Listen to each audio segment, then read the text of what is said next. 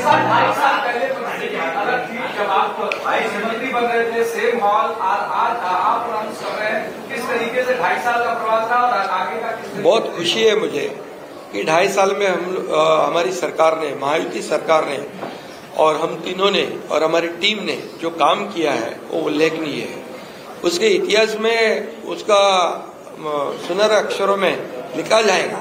इतने बड़े निर्णय लिए, इसकी हमें खुशी है। तब्येत चांगली आहे।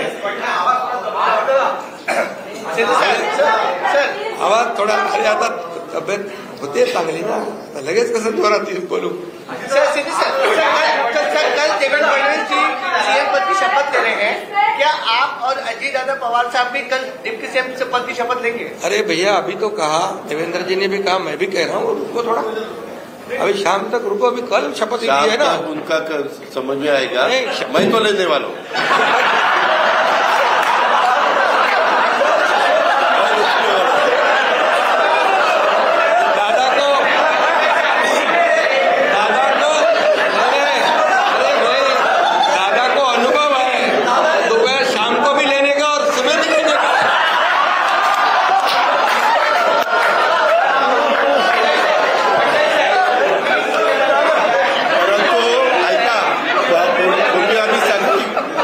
दोघांनी घेतली होती, तो हे राहून गेलेलो होता, आता पुढं 5 वर्ष आता ठेवणार आहे।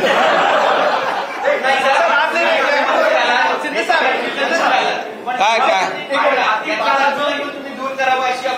अरे सगळे कन्फ्युजन दूर होतील, थोडी कळ काढा, काही कन्फ्युजन ठेवणार नाही, सगळं क्लिअर।